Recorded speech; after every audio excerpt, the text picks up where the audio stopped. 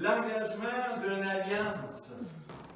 Vous savez, on a tous personnellement une idée de Dieu. On a tous personnellement qu'est-ce que Dieu devrait faire en nous, dans nos vies, dans nos maisons, dans l'Église. Mais Dieu a à sa manière écrit, détaillé, pour nous aider à recevoir, à comprendre, à réaliser c'est quoi ça, et c'est quoi une alliance. On a vu la semaine passée que le mot alliance c'est bérite, qui signifie une obligation, un accord contraignant. Dieu a fait sa part en envoyant son Fils unique pour créer une alliance éternelle, une alliance divine, une alliance avec l'homme et Dieu qui s'identifie et qui se joint volontairement avec cette alliance. Ce matin, on a pris la Sainte Seine où ce que Jésus déclare, faites ceci en mémoire de moi, souvenez-vous de mon engagement, mais aussi de votre engagement dans l'alliance dans laquelle nous nous sommes engagés. C'est un peu comme un mariage. Aujourd'hui, les alliances, ça vaut ce que ça vaut. Même dans le mouvement évangélique, ça vaut ce que ça vaut. Mais pour Dieu, une alliance, c'est extrêmement sérieux. Amen. Et ça devrait l'être pour nous autres. Une obligation, un accord contraignant, on a vu Noé avec l'arc-en-ciel, où Dieu a fait une alliance après le déluge. L'alliance nous parle du jugement de Dieu contre ceux qui négligent, contre ceux qui ne font aucune attention ou qui ne se préoccupent pas du tout de la volonté de Dieu. Mais on voit aussi la bénédiction de Dieu envers Noé, où ce que Dieu révèle l'alliance, l'arche, qui représente les 7 couleurs, les 7 esprits de Dieu, la gloire de Dieu, la puissance de Dieu, l'amour de Dieu, la beauté de Dieu, et le but de Dieu dans chacune de nos vies. Dieu a dit à Noé, j'établis mon alliance avec vous. J'ai placé mon arc dans la nuit, et il servira de signe d'alliance entre moi et la terre. Je vous ai mentionné que les Juifs, lorsqu'ils voient un arc-en-ciel, il y a une époque où certains Juifs, je ne sais pas si ça marche encore aujourd'hui, n'osaient même pas regarder l'arc-en-ciel, parce qu'elle révélait Dieu, elle révélait la gloire de Dieu, et ils se voyaient indignes de voir ou d'aller dans la présence de Dieu. Savez-vous que quand les Juifs écrivaient la parole de Dieu, à chaque fois que le nom de l'Éternel était mentionné, sous l'inspiration du Saint-Esprit, ils changeaient de crayon. Tellement ils avaient un grand respect pour le nom de Dieu, pour la présence de Dieu et la puissance de Dieu. Moi, j'ai été dans des assemblées où il n'y avait aucun respect de la présence de Dieu. Où ce qu'on mangeait, on criait, on se chicanait, où ce que les enfants courent d'un bord à l'autre, où il n'y a aucun respect, aucune discipline, aucune autorité. Et c'est comment voyez-vous que Dieu puisse voir une telle attitude, un tel comportement dans de telles situations? Est-il honoré? Est-il adoré? Est-il respecté? Est-il craint? Alléluia. Ça nous dit dans Isaïe 11 au verset 2, l'Esprit de l'Éternel reposera sur lui. L'esprit de sagesse, d'intelligence, de conseil, de force, de connaissance et de crainte de Dieu. Avons-nous encore aujourd'hui cette crainte de Dieu? Tremblons-nous encore devant la présence de Dieu, tellement il est glorieux et majestueux, tellement il est unique. Avoir un impact positif sur le monde, la présence de Dieu. Comme je vous ai mentionné, la nuée nous révèle aussi la gloire de Dieu. Dieu est toujours obligé de se cacher dans une nuée pour révéler sa gloire de peur que nous mourions. Tellement Dieu est glorieux. Elle garantit la puissance et la présence de Dieu. On sait que Dieu est un Dieu qui se cache pour nous protéger parce qu'il nous aime. Et il garantit sa présence au milieu des siens. Une protection révèle. Et sa protection révèle aussi les ténèbres. Vous savez que quand la colonne de nuée suivait Israël, la nuit c'était une colonne de feu, mais le jour c'était une nuée. Et pour Israël, c'était la gloire de Dieu, la présence de Dieu, mais pour l'Égypte, pour le monde, c'était les ténèbres. Comprenez-vous? Sans Christ, nous sommes dans les ténèbres. Nous sommes liés, nous sommes perdus, nous sommes aveugles. Même si on pense croire, on pense voir, on pense connaître. Surtout aujourd'hui, avec la science d'aujourd'hui, on pense qu'on sait tout. Savez-vous qu'on appelle la nouvelle technologie qu'on est en train de faire, qui s'appelle IA, intelligence artificielle. Il est nommé par plusieurs le nouveau Dieu de ce monde. Le nouveau Dieu de ce monde. Alors, créé par l'homme. Le psaume 105, verset 39, ça nous dit « Et l'étendue s'allumait pour les couvrir, et le feu pour les éclairer la nuit. » On est dans l'Ancien Testament, mais j'aimerais vous emmener ce que Jésus fait. Il prend ce qui est dans l'Ancien, puis il ramène dans le Nouveau pour nous faire réaliser qu'on a besoin d'apprendre de l'Ancien pour vivre dans le Nouveau aussi. Hébreux 11, Hébreux 12 au verset 18. Ça nous dit, vous ne vous êtes pas approchés en effet d'une montagne qu'on ne pouvait toucher et qui était embrasée par le feu, ni de l'obscurité, ni des ténèbres, ni de la tempête. Êtes-vous capable de vous imaginer le peuple tout autour de la montagne de Dieu, puis Dieu qui descend sur la montagne, tout est shaké, tout est en feu, on ressent une telle puissance, une telle gloire, une telle présence. Ça ne dit ni des ressentiments de la trompette, ni d'une clameur de paroles telles que ceux qui l'entendirent demandèrent qu'on ne leur adresse pas un mot de plus. On ne veut plus que Dieu nous parle de vive voix parce que ça nous ébranle, ça nous trouble, ça nous rend... Wow. Puis Dieu, c'est le même hier, aujourd'hui, éternellement.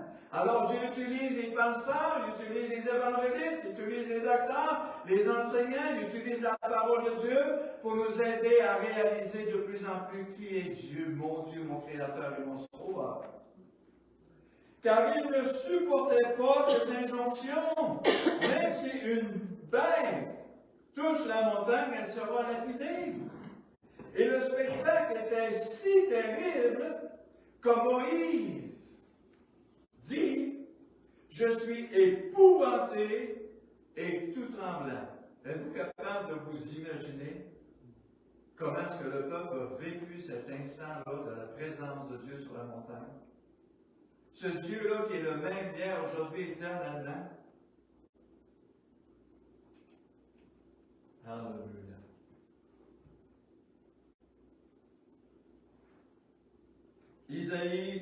Exode 19, verset 4, Dieu a dit à Israël, vous avez vu ce que j'ai fait à l'Égypte et comment je vous ai porté sur les aigles d'aigle et amené vers moi. Et lorsque j'ai fait cette étude-là, j'ai fouillé pas mal. Et vous savez qu'en général, les oiseaux prennent des petits dans leurs pattes pour les transporter. C'est comme ça que ça fonctionne. L'aigle, par contre, il ne fait pas la même chose. L'aigle, il prend les petits et il les met sur son dos pour les transporter toujours plus haut. Et c'est cette image-là que Dieu utilise pour parler à Israël. Je vous ai pris d'Égypte, je vous ai placé sur mes ailes pour vous transporter dans les hauteurs. Savez-vous pourquoi? Vous en souvenez-vous de l'arc en ciel? C'est comme un arc. Et quand l'ennemi tire ses flèches, qui est atteint?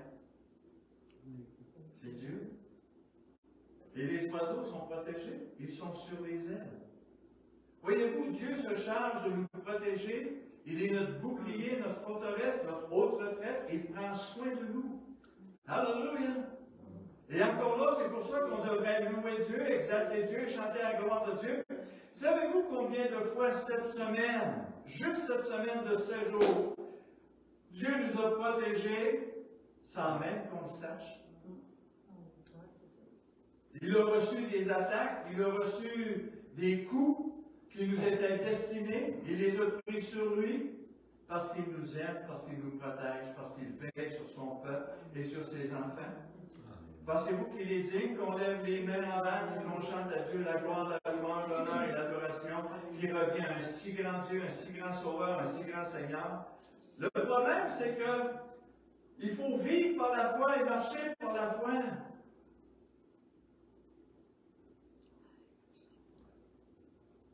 Dans Jérémie 9, au verset 3, ça nous dit, ils ont la langue tendue comme un arc, ils lancent le mensonge. Ça, c'est le monde. Le monde a une bouche comme un arc. Et qu'est-ce qu'on fait avec notre bouche? Oh, oui, là. On est rapide à lancer des flèches, à attaquer, à faire du mal, à juger, à condamner, alors qu'on devrait prier, puis intercéder, puis demander à Dieu de toucher, de répandre sa grâce, comme il l'a fait pour nous. Savez-vous que l'ennemi est content quand on est un outil pour faire du tort, faire du mal? Il est vraiment content.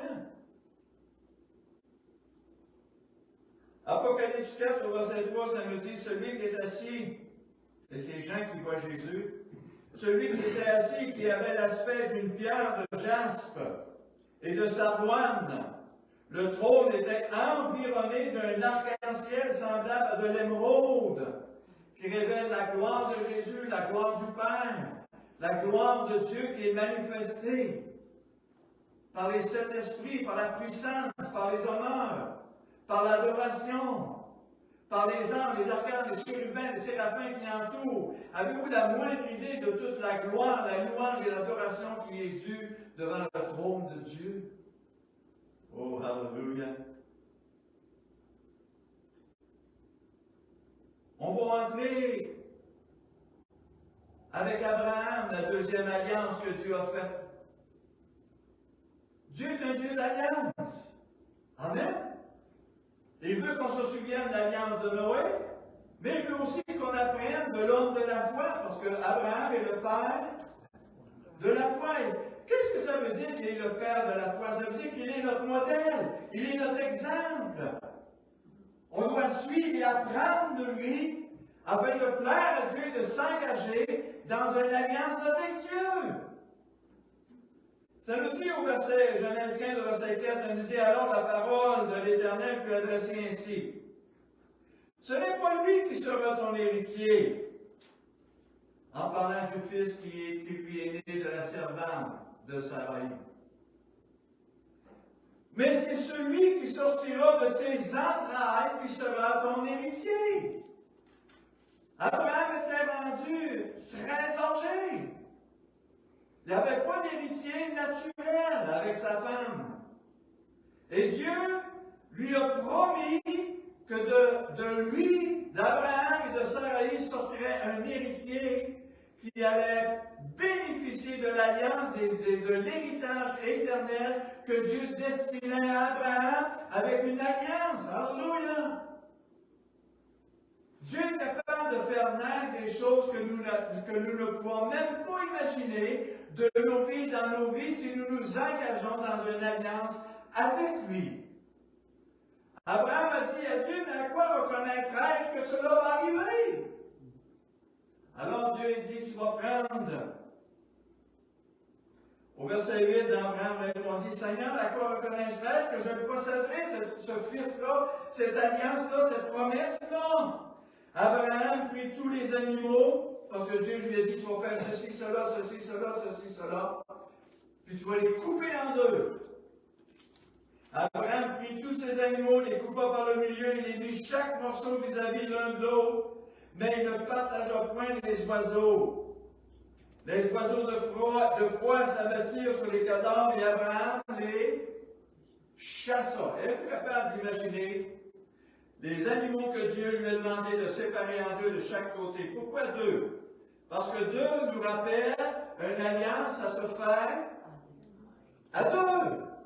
La part de Dieu et ma part à moi. Alors Dieu est en train de dire, voici ta part, Abraham, exactement comme Dieu a dit à Noé, voici ta part, Noé. Tu vas construire une arche de telle manière, de telle grandeur, de telle dimension. Tu vas utiliser ces matériaux-là. Et après, quand tu vas avoir terminé, je vais fermer la porte. Puis là, ma part à moi, je vais l'accomplir et la faire. Et c'est ce qui s'est exactement passé. Et Dieu répète la même chose avec Abraham. Tu vas prendre ces animaux-là, tu vas les séparer en deux, et ça, c'est ta part de l'alliance, Abraham. Mais réalisons que les oiseaux de proie, qui représentent les démons, les puissances, les amis, la famille, les intimes, les contacts, vont essayer de toutes sortes de manières de faire en sorte que cette alliance-là n'aille pas jusqu'au bout. Alors Abraham a dû prendre un bâton et il s'est mis à chasser, à combattre, résister, et il fuira. La responsabilité d'Abraham pour garder sa part d'alliance, c'était de chasser les démons, c'était de chasser les oiseaux, c'était de chasser toute personne qui viendrait brimer ou atténuer cette alliance-là avec Dieu, parce que c'est une alliance qui est éternelle, c'est une alliance qui est glorieuse. Amen. Oui, chérie, je vais baisser ma voix. Alléluia. Et imaginez-vous Abraham qui est en train avec le bâton de frapper. De quoi est-ce qu'il avait l'air? Les gens devaient dire, mais pour qui se prend? Mais Abraham comprenait le sérieux de l'alliance. Et bien des chrétiens ne réalisent pas le sérieux de l'alliance que nous avons avec Jésus. On laisse les ténèbres, les amis, la famille, les contacts, essayer d'atténuer, de diluer ou de troubler l'alliance, notre engagement de suivre Jésus, coûte que coûte, de devenir de vrais adorateurs, de devenir des personnes engagées. On va trouver toutes sortes d'excuses. On va écouter la voix de l'ennemi plutôt que la voix de Dieu. Un peu comme Abraham qui a écouté la voix de Sarah. C'est sa femme après tout. Mais si ma femme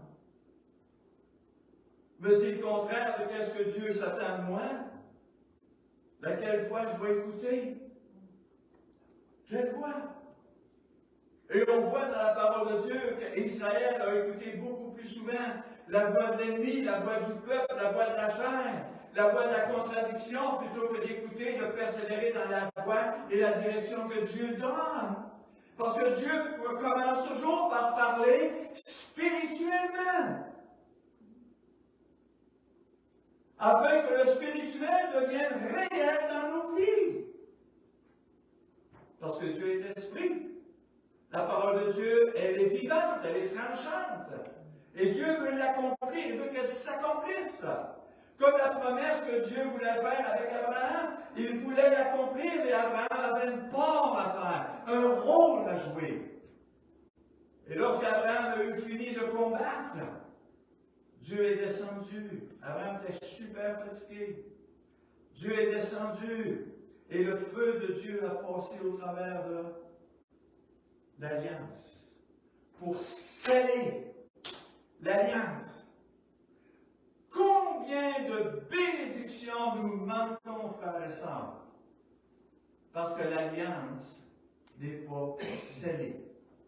On n'a pas été jusqu'au bout de notre engagement, de notre fidélité dans la prière, fidélité dans l'étude de la parole de Dieu, fidélité dans nos assemblées, fidélité dans nos dîmes, dans nos offrandes, fidélité à aimer, à pardonner, à supporter, à protéger, à encourager, à édifier. On brise les alliances qu'on a faites avec Dieu.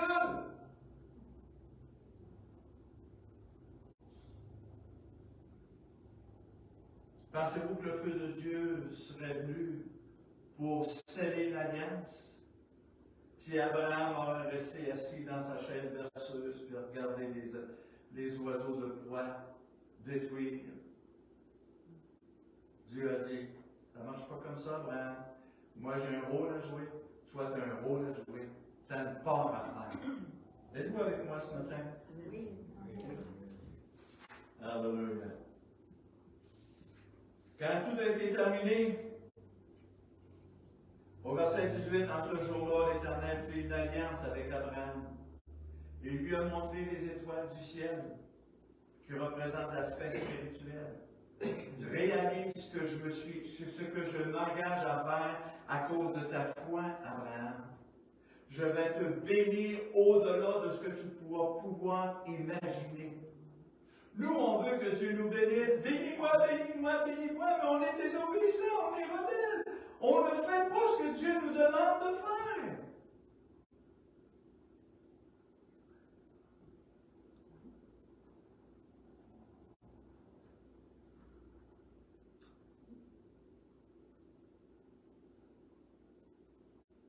Vous savez, Dieu a donné à Abraham son fils, qui est descendu de son sein à lui, de sa femme, Ismaël, Isaac.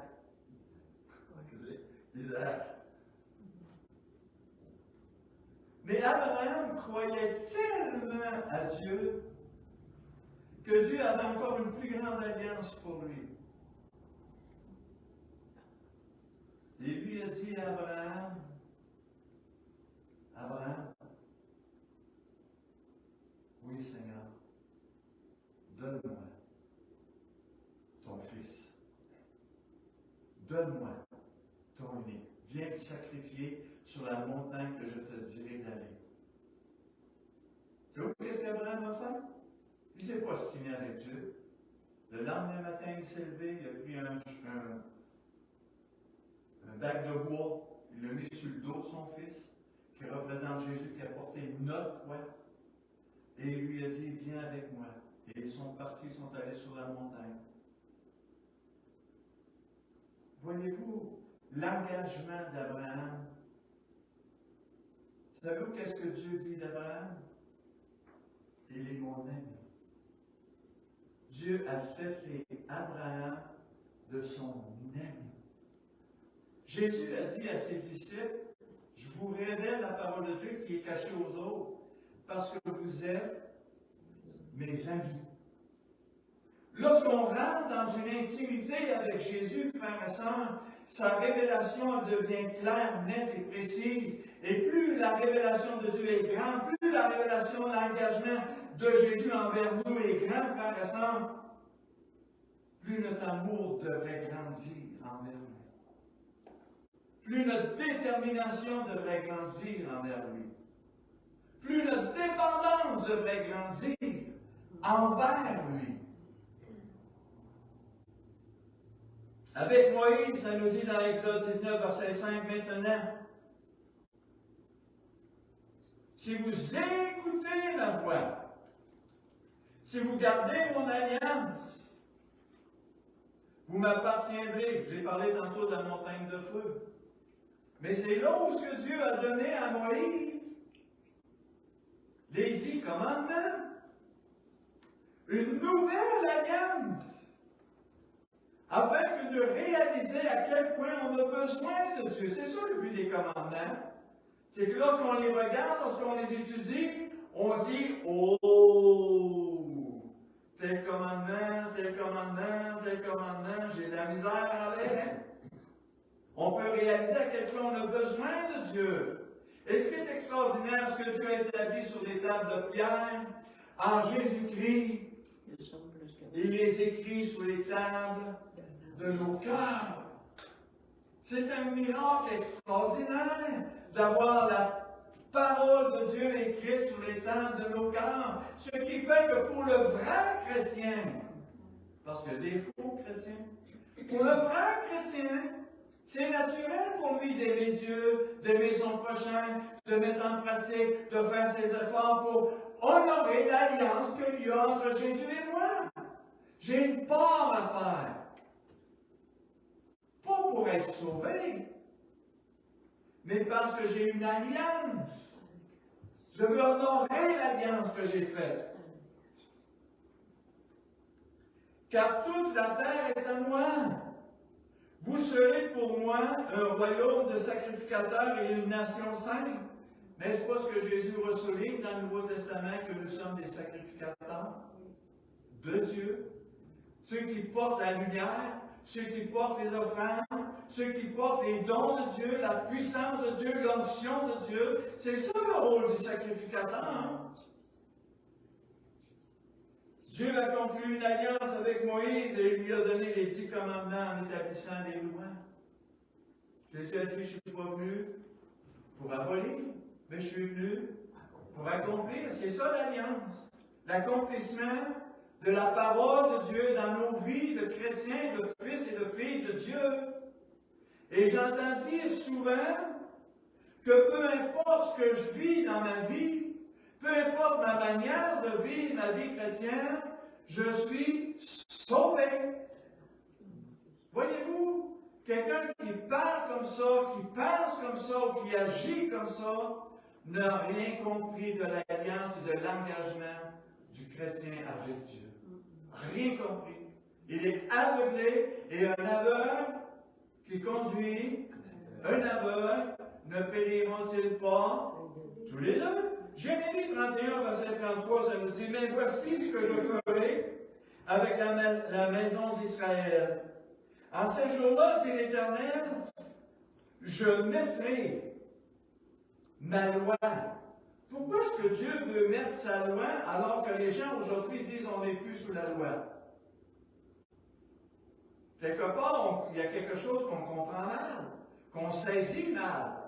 Dieu dit, je mettrai ma loi au-dedans d'eux, et j'écrirai dans leur cœur, je serai leur Dieu, et ils seront mon peuple. Et cela est devenu possible, frères et sœurs, à la nouvelle naissance en Jésus-Christ. Dieu nous donne son Saint-Esprit, et par le Saint-Esprit, il écrit naturellement la parole de Dieu sur les tables de nos cœurs. Et ça devient aussi naturel que de respirer, que d'aimer, de mettre en pratique ce que Dieu nous demande de faire. J'écrirai dans leur cœur, je serai leur Dieu et ils seront mon peuple. Avec David, Dieu a fait encore une nouvelle alliance en son fils Salomon. Il le dit dans 2 Samuel 7, 14, je serai pour lui un père. Parce que David voulait construire le tabernacle, la maison de Dieu, puis Dieu dit non, non, non, David, tu es un homme de sang, tu es un homme de guerre, c'est pas toi qui vas le faire, c'est Salomon, ton fils, après toi. Et il va conclure une alliance avec lui jusqu'à sa mort. Je serai pour lui un père, il sera pour moi un fils. Êtes-vous content de pouvoir dire aujourd'hui, Abba, Père en Jésus-Christ? Quel privilège nous avons de pouvoir dire Abba, Père. À cause de Jésus, il est devenu notre Père. Et il sera pour moi un fils. Pour Dieu, nous sommes devenus en Jésus-Christ des fils et des filles. À part entière. Alléluia. Nous sommes aimés, précieux et chéris. S'il fait mal, je le châtirai avec la verge des hommes. Qu'est-ce que Dieu dit dans le Nouveau Testament? Dieu châtie celui qu'il aime. Et qu'on est aimé, hein? Je châtirai avec la verge des hommes et avec le coup, et avec les coups des enfants des hommes. Mais ma grâce ne se retirera pas de lui, comme je l'ai retiré de Saül, que j'ai rejeté devant toi. Le salut ne se perd pas en Jésus-Christ, lorsqu'il est sincèrement compris et engagé. Il ne se perd pas. Mais je peux sortir moi-même du salut de Dieu. Je peux m'y retirer. Je peux laisser l'ennemi réentrer dans ma maison, dans mon cœur. Un peu comme Judas a fait. C'est exactement ce qu'il a fait. Judas a été utilisé pour guérir, pour annoncer la bonne nouvelle, pour délivrer les captifs, les opprimés, chasser les démons et les puissances de Dieu. Mais en dernier, il a ouvert son cœur à Satan, et Satan entra à lui, et il a vendu Jésus pour être livré.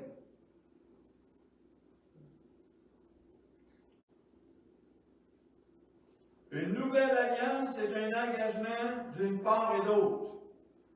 On parle d'obéissance, de soumission à la parole de Dieu. Dans Matthieu 26, au verset 26, elle nous dit, pendant qu'il mangeait, Jésus prit du pain.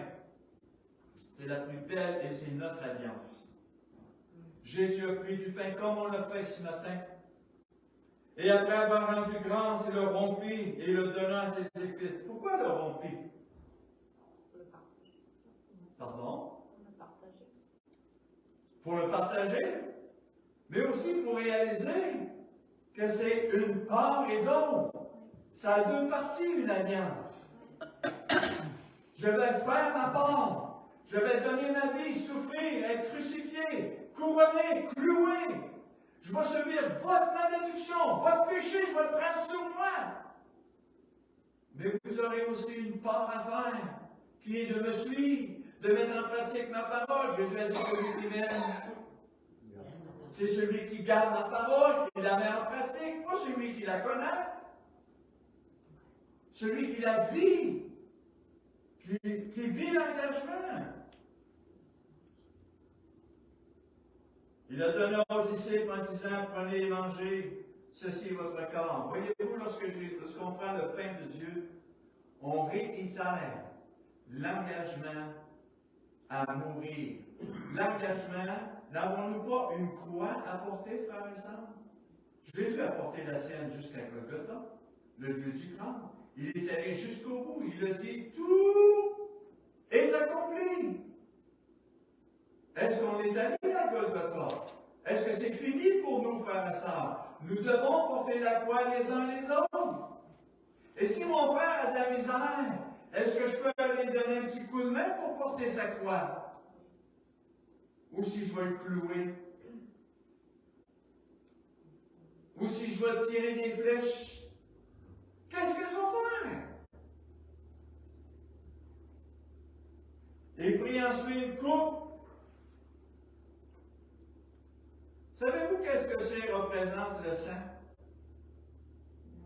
La plus belle des images que j'ai à part l'œuvre parfaite de Jésus-Christ, c'est cette femme qui vivait une perte de sang. Une perte de sang, ça veut dire que lorsque je perds mon sang, ma vie s'écoule. Je meurs.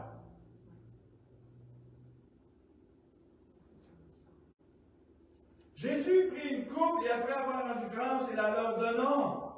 Il la leur donna. Ils ont accepté de perdre leur sang, de perdre leur vie, de donner leur vie en sacrifice pour glorifier Jésus, pour l'honorer. On participe à la souffrance. Paul dit, j'achève dans mon corps les souffrances de Christ. Alléluia.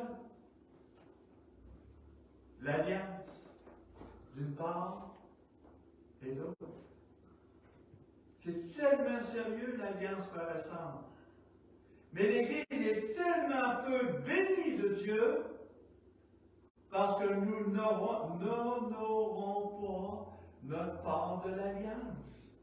Ça ne veut pas dire que j'ai perdu mon salut, mais ça veut dire que Dieu ne peut pas te bénir comme il aimerait te bénir. Noé a été béni après son accomplissement de sa part d'alliance. David, la même chose. Abraham, la même chose. Il a fallu qu'il démontre à Dieu sa part d'engagement d'alliance. Et après cela, la bénédiction de Dieu est venue. Et Jésus, c'est la même chose, frères et sœurs. Ça n'a pas changé. C'est une alliance qui est éternelle. C'est un engagement d'une part et d'autre. À ceci est mon sang, le sang de l'alliance, qui est répandu pour plusieurs pour la rémission des péchés. Pour la rémission des péchés. Voyez-vous, l'alliance, quand Jésus souligne l'alliance, savez-vous à quoi il pense? Il pense à son engagement. mais il est en train aussi de souligner mon engagement à cette alliance. Voyez-vous? On prend le salut de Dieu tellement léger aujourd'hui, frères et sœurs. On pense qu'il y a juste ce que Jésus a fait, ça suffit pour tout le monde. C'est faux. C'est vrai que Jésus a accompli parfaitement sa part d'alliance. Mais j'ai une part de responsabilité dans cette alliance-là. Prenez et mangez. Participez à mon alliance. Acceptez Christ, ce qui vous est offert. Recevez l'expiation, l'approbation et la soumission à la grâce et à son autorité dans vos vies, sur nos vies. Philippiens 4, au verset 8, ça nous dit: au reste, frères, que tout ce qui est vrai, que tout ce qui est honorable, que tout ce qui est juste, que tout ce qui est pur, que tout ce qui est aimable, que tout ce qui mérite l'approbation, que tout ce qui est vertueux, digne de louange, soit l'objet de vos pensées. Ça, c'est la part de notre alliance. 1 Pierre 1,6, ça nous dit: c'est à cela ce qui fait votre joie, quoique maintenant il faut que vous soyez attristés un peu de temps par diverses épreuves. 1 Pierre 1,7, ça nous dit qu'afin que l'épreuve de votre foi précieuse, plus précieuse que l'or périssable et cependant éprouvée par le feu, ait pour résultat, le feu, on pense à Abraham avec le feu qui doit passer. Il avait une responsabilité de chasser les ténèbres, les démons, le mal, même la famille.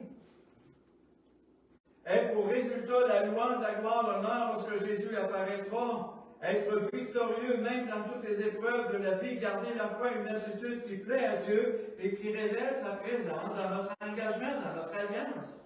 Alléluia! Êtes-vous encore avec moi? Amen. Êtes-vous capable de me suivre encore un peu plus? Oui.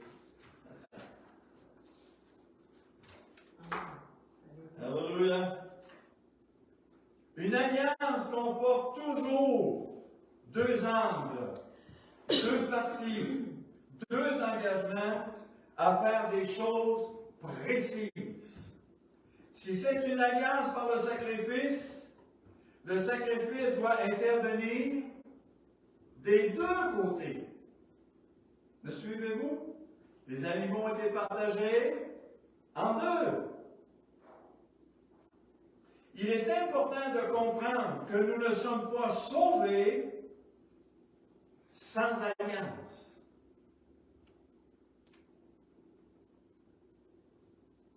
Je vais répéter ça, je ne suis pas sûr que ça va rentrer. Il est important de comprendre que nous ne sommes pas sauvés sans alliance. Lorsque je viens à Jésus pour la première fois, malheureusement, on explique mal le salut bien souvent.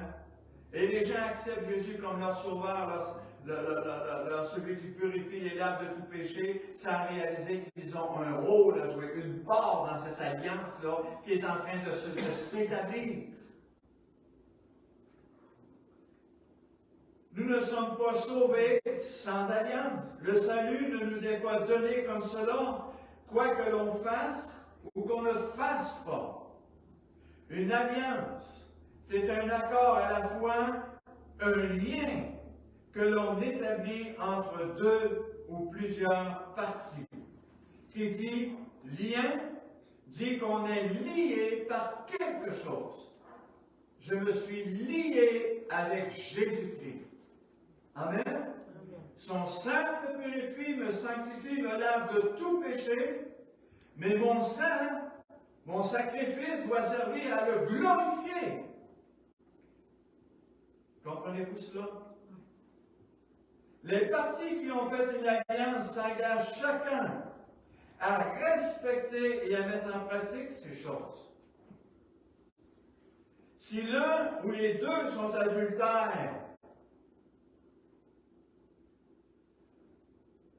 ça ne peut pas coller, ça ne peut pas marcher. L'alliance est violée car la fidélité est une chose essentielle à une alliance de mariage. Comprenez-vous cela? surtout avec Dieu. Je m'engage à être fidèle, à l'aimer, à lui obéir, à lui faire plaisir, à le glorifier, à le suivre. En parole et en action. C'est quoi la foi? L'écoute, la parole et l'action. Être unis pour un couple, ce n'est pas être juste ensemble. Oh, on est ensemble, on est mariés. Wow! Les jours passent, les semaines passent, les mois passent, les années passent. Hey, on est ensemble, on est mariés. Chacun fait rien. J'ai un rôle à jouer dans ma vie de couple. J'ai un rôle à jouer en tant qu'époux. Christ a dit, Marie, aimez vos femmes comme Christ a aimé l'Église. Puis femmes, soyez soumises. Il rit, lui. Femmes, soyez soumises. C'est une responsabilité, c'est un rôle. Je me suis engagé avec Jésus à aimer, à protéger, à nourrir, à prendre soin.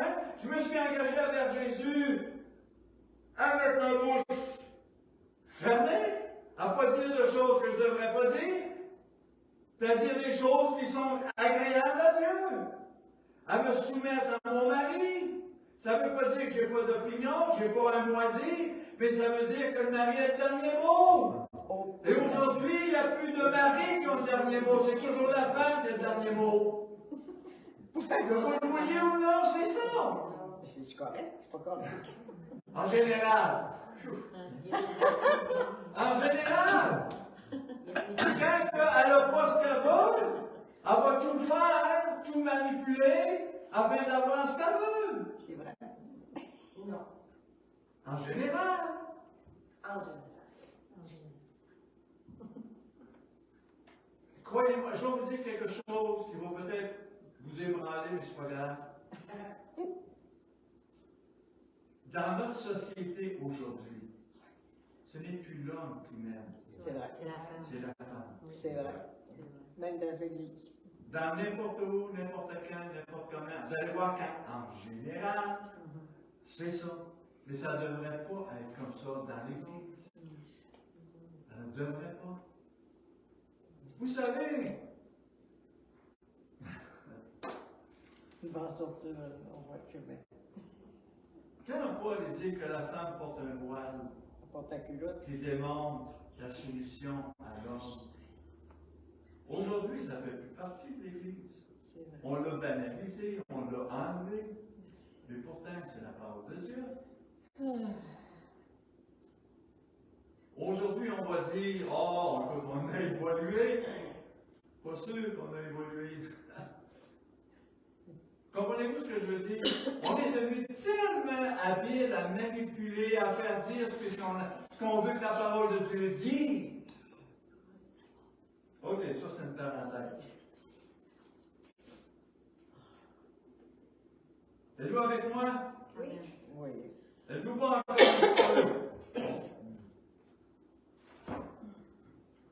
Les partis qui ont fait une alliance s'engagent chacun à respecter et à mettre en pratique ces choses. Si l'un ou deux en sont là, Dieu a fait et continue à faire sa part. Amen? Qu'est-ce qu'il fait Jésus encore, même s'il a tout accompli? Il est à la droite de Dieu, il est assis sur le trône et il intercède pour nos besoins, pour notre délivrance, pour notre compréhension, pour notre croissance, pour que son œuvre puisse s'accomplir dans nos vies au travers de nos vies. Dieu a donné son Fils unique et déjà pour rendre possible cette alliance et ensuite la sceller. Le seul moyen qu'on peut avoir une alliance avec Dieu, c'est d'être pardonné, justifié, sauvé, lavé, purifié par le sang de Jésus-Christ. Et la part de Dieu a été faite, alléluia. Et nous avons le privilège de venir à Dieu et de créer une alliance Alors réalisons que lorsqu'il est question d'alliance, frères et sœurs, Dieu a fait sa part et il continue de faire sa part. J'ai une part et un rôle à jouer. Non, mais tu penses-tu que je m'en vais me soumettre à mon mari? Tu le connais pas. C'est pas ton mari qui est important. C'est l'engagement et l'alliance que tu as faite avec Jésus. Voyez-vous? Comprenez-vous? Éphésiens 1, verset 3, ça nous dit, béni soit Dieu, le Père de notre Seigneur Jésus-Christ, qui nous a bénis de toutes sortes de bénédictions spirituelles dans les lieux célestes. Nous sommes tellement bénis, mais peu de nous recevons ces bénédictions-là parce que nous n'honorons pas notre alliance, notre part d'engagement, de responsabilité, d'études, de prière, de témoignage, d'être une lumière dans un monde de ténèbres. Premièrement, notre salut lui-même est basé sur le don de Dieu, car Dieu a tant aimé le monde qu'il a donné son Fils unique. Il est basé sur le don et aussi sur le sacrifice de Jésus, qui lui a coûté, réalisez-le, que le prix que Dieu a payé pour conclure une alliance avec l'homme. Beaucoup d'appelés et peu d'élus. Il lui a coûté son Fils unique, le seul donc qui est le plus précieux. Dieu nous a donné son plus précieux. Sommes-nous capables de donner à Dieu le précieux? Ce qui coûte, ce qui nous dérange. Savez-vous pourquoi Abraham a été appelé le père de notre foi? Le père de la foi? C'est-à-dire qu'il est devenu notre exemple. Il a été appelé ami de Dieu parce qu'il a été prêt à faire pour Dieu ce que Dieu allait faire pour l'humanité. Il a donné son Fils unique, ce qu'il y avait de plus précieux. C'est quoi, toi, le plus précieux que tu as? Ce qui te coûte le plus? Es-tu capable de l'offrir à Dieu, de lui donner? On est loin de cette notion que tu peux faire le minimum et Dieu fera le maximum. C'est la pensée chrétienne d'aujourd'hui. Le moins possible. L'alliance avec Abraham marchait avec Abraham et Dieu était prêt à tout l'un pour l'autre. C'est ça une alliance. C'est ça la vie de couple. Malgré les combats, les difficultés, les défis, je suis prêt à passer au travail, je suis prêt à pardonner, je suis prêt à aider, je suis prêt à supporter, je suis prêt à faire ce qui va faire le plus plaisir à l'autre. Parce que j'ai une alliance, un engagement à faire.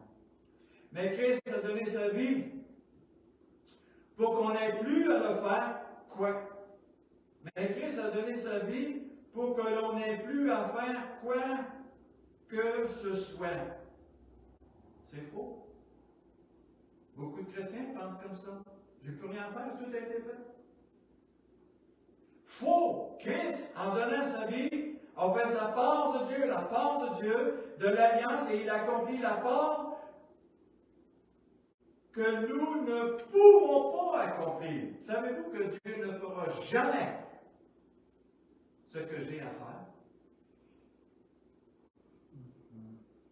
Méditez ça. Dieu a fait sa part.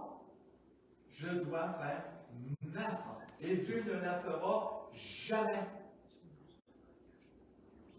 Dieu n'est pas venu chasser les oiseaux de proie quand Abraham a fait sa part d'engagement, d'alliance. Il a laissé Abraham combattre. Et Dieu nous a donné la même chose dans le Nouveau Testament. Résister et il fuira. C'est notre part. La part que nous ne pouvons pas accomplir, vivre une vie juste sans péché, c'est la part que Dieu a fait pour nous. Sa part, c'est de faire ce qui reste à sa portée de faire. Se donner à son tour, sous une forme ou sous une autre. Le sacrifice de Christ est clair pour tout le monde. Mais comme c'est une alliance, Il y a un sacrifice des deux côtés et souvent comprise dans un sens seulement. C'est une alliance par le sacrifice et le sacrifice doit intervenir des deux côtés. C'est un message que le chrétien égoïste n'aime pas, puis ne veut pas entendre. Le psaume 50 au verset 5, ça nous dit « Rassemblez-moi mes fidèles, qui ont fait une alliance avec moi par le sacrifice. » Le sacrifice de ma vie, mon obéissance, ma soumission. Une autre version, ça dit « Rassemblez-moi, mes amis fidèles, ceux qui ont fait une alliance avec moi en offrant un sacrifice qui est agréable à Dieu. » Romains 12:1, ça nous dit « Je vous exhorte donc, moi, frères, par les compassions de Dieu, à offrir vos corps comme un sacrifice vivant, saint, agréable à Dieu, ce qui sera de votre part un culte raisonnable. » C'est ma part à moi.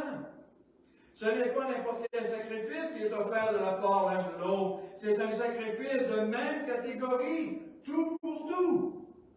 C'est notre vie, notre obéissance, notre soumission à sa parole.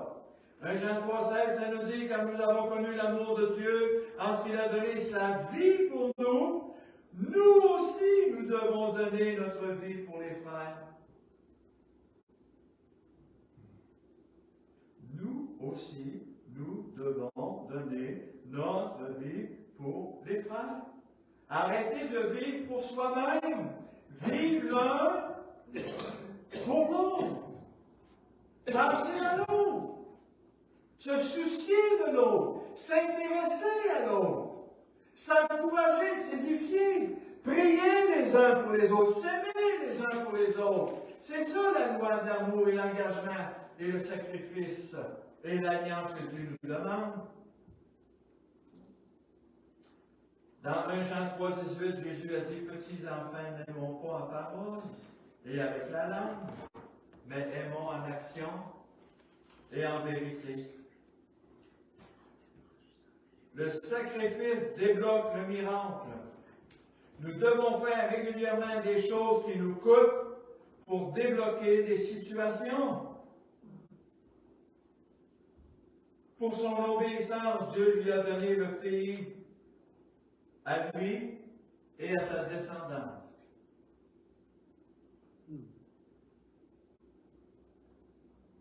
Il n'y a pas de bénédiction sans offrande. Et je termine avec ceci. 3 fois par année, Dieu dit, 3 fois par année, tous les membres d'entre vous se présenteront devant l'Éternel, ton Dieu, dans le lieu qu'il choisira, à la fête des pains sans levain, à la fête des semaines, à la fête des tabernacles. On ne paraîtra point devant l'Éternel les mains vides. Qu'est-ce qu'on peut offrir à Dieu ce matin dans cette alliance? Sinon ce que nous avons de plus précieux. Le glorifier, l'adorer, le servir. Et pour servir Dieu, nous devons nous aimer les uns les autres. S'édifier, s'encourager, se visiter, prier. Ça plaît à Dieu. Et parce que je vis la parole, je vis l'alliance, la bénédiction de Dieu ne pourra pas faire autrement que de venir sur nos vies, dans nos maisons. Alléluia. Alléluia. Gloire à Dieu.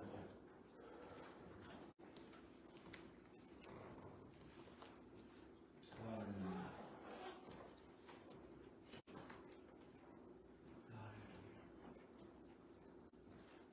Seigneur Jésus, merci de nous aider à comprendre le principe de l'alliance, le principe de la nouvelle naissance. de notre engagement, de notre rôle, de notre responsabilité. Parce qu'on réalise le prix que toi, tu as payé pour conclure cette alliance éternelle, cette vie éternelle, ce don éternel, ce pardon, cet amour que tu as manifesté à la croix, afin que nous soyons sauvés, rachetés, délivrés, libérés, et que nous pouvions, avec une pleine liberté, nous aimer les uns les autres, veiller les uns sur les autres, mettre en pratique ta parole dans les aspects de notre vie quotidienne. Seigneur, je veux prier ce matin pour cette assemblée et pour les auditeurs. Tu as déclaré, Seigneur, beaucoup d'appelés, mais peu d'élus. Peu veulent s'engager sur la voie de l'alliance, sur la voie de réaliser mon rôle, ma responsabilité en tant que fils et fille de Dieu, en tant que sacrificateur de l'Éternel, en tant qu'adorateur. Seigneur, je prie pour ton Saint-Esprit, pour ton onction, pour tes fleuves d'eau vive. David disait à Dieu, crée en moi un cœur pur, renouvelle en moi un esprit bien disposé. Merci de bénir mes frères et mes sœurs ce matin. Merci de bénir les auditeurs ce matin, afin qu'ils puissent s'engager, pas envers moi, ni envers les frères et les sœurs, mais s'engager envers Jésus, qui a donné sa vie, qui a sacrifié, qui a payé le prix pour nous sauver parfaitement, pour nous donner son Saint-Esprit, pour nous revêtir d'un vêtement blanc plus blanc que neige. Alors merci Jésus, tu as accompli ta part d'alliance. Aide-nous chacun maintenant à faire notre part. Que ça nous plaise ou pas, aide-nous à porter notre croix. Comme tu as porté la tienne jusqu'à Golgotha, jusqu'au lieu du crâne. Aide-nous à nous aimer, à nous pardonner, à nous supporter les uns les autres, à veiller les uns sur les autres, à ne pas être de ces vierges qui se sont endormies, mais être de ceux et celles qui veillent, qui veillent et qui prient constamment à ce que la volonté de Dieu s'accomplisse au travers de nos vies. Seigneur, je te remercie pour ce message. Qu'on ne soit pas de ceux qui oublient, mais de ceux qui mettent en pratique. Par ta force, par ta grâce, par ton onction. Merci Seigneur de répandre maintenant sur chacune, ton onction, ton approbation, ta plénitude de ton Saint-Esprit. Au nom de Jésus, nous te prions. Guéris ceux qui ont besoin de guérison, délivre ceux qui ont besoin de délivrance, libère ceux qui ont besoin de liberté, restaure ceux qui ont besoin d'être restaurés. Ouvre nos yeux, nos oreilles et nos cœurs et prends plaisir en nous et au travers de nous. Au nom de Jésus, nous te prions. Amen. Alléluia. On va terminer avec un chant.